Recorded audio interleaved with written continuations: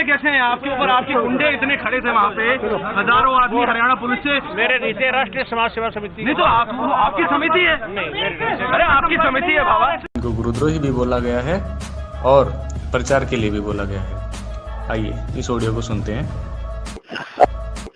मंजू बेटा, हाँ जी हाँ जी, ये मैनेजमेंट मेरा ही बनाया हुआ है जी और बिल्कुल जिम्मेदार भक्त है। मैंने ड्यूटी लगा रखी है, जो कर रहे हैं मेरी सहमति से मेरे से पूछ कर करें। जी बोलिए। और जितने भी नामदान केंद्र खोले हैं जी बोलिए। वो मेरी आज्ञा से खोले जाते हैं, ठीक है? जी बोलिए। उन्होंने कहा मैं आपको बंद करूंगा और आपके क्या भक्तों को ही बंद कर दूंगा। हाँ, हमने तो बंद होना ही है, हम तो बंद होंगे ही बल्ला जी, हमने तो जेलों में ही रहना है। परंतु आप अपना हिसाब लगा लो, आपके हाथ में कलम है। जब आपका तो परमात्मा संत रामपाल जी हैं, मैं आपका दूसरा नंबर दिया है, सेकंड गॉड। अब तेरे हाथ में मान मृत्यु भी दे सकता है, फांसी दे सकता है और छोड़ भी सकता है। परंतु उन्होंने हमें 5 नवंबर को 5 नवंबर दी हमें तारीख फिर पेशी के लिए, और उन्होंने क्या आपकी कमेटी के लिस्ट दीजिए मेरे को। कमेटी की लिस्ट मैंने उन्हों को दे दी है। अब हम 5 नवंबर को मैं और 50 अपने मेंबर जो पदाधिकारी हैं मेंबर बना रखे हैं, क्या उनकी हमारी 5 नवंबर को हाजिरी है। और उन्होंने हमारे गुरु महाराज जी की पहले तो एप्लीकेशन भगा दी, अब छुट्टी की मंजूरी हाजिरी माफ़ी नहीं करते, फिर वापस बुला करके परमात्मा ने उसकी कलम से लिखवा दिया। और सतगुरु रामपाल जी महाराज की जय हो, क्योंकि वो चाहते हैं संत रामपाल जी महाराज को इसके विषय में जोड़ने के लिए। परंतु मैंने उनको बताया इससे कोई लेना देना नहीं है इस कमेटी से।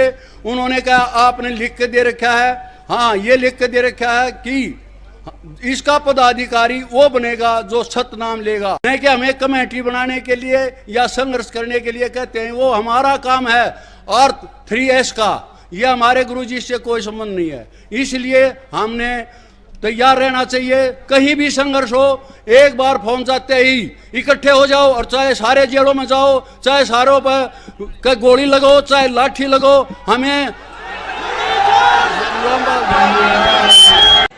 आखिर हाथ में हथियार उठाकर बाबा के समर्थक बीमार बाबा की तबीयत कैसे ठीक कर सकते हैं?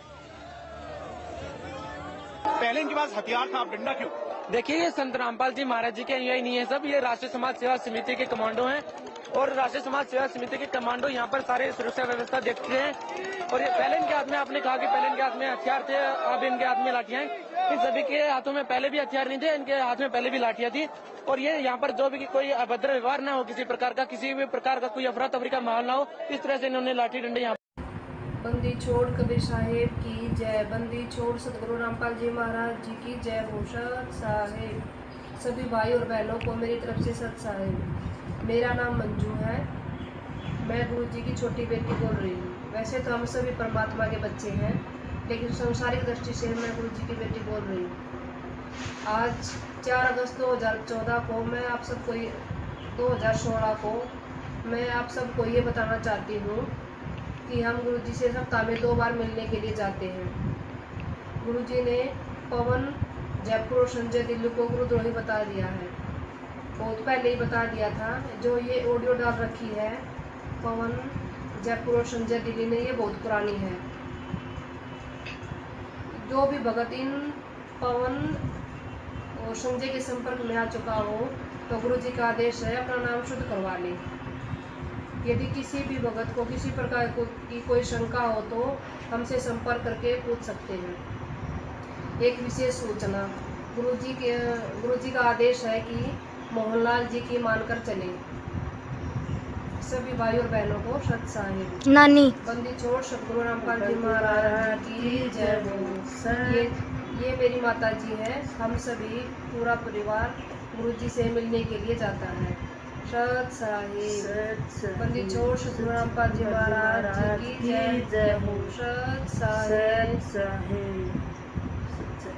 मंजू बेटा, हाँ जी जी, मैंने पता लगा है ये संजय जो पवन है वो बकवास कर रहे हैं कि मैनेजमेंट नहीं होने देता, मैनेजमेंट ऐसे नहीं कर रहा गलत है। हाँ जी ये मैनेजमेंट मेरा ही बनाया हुआ है जी गुरु और बिल्कुल जिम्मेदार भक्त है, मैंने ड्यूटी लगा रखी है। जो कर रहे हैं मेरी सहमति से मेरे से पूछ कर करें। जी गुरु जी और जितने भी नामदान केंद्र खोले हैं जी गुरु जी वो मेरी आज्ञा से खोले जाते हैं। ठीक है। जी गुरु जी।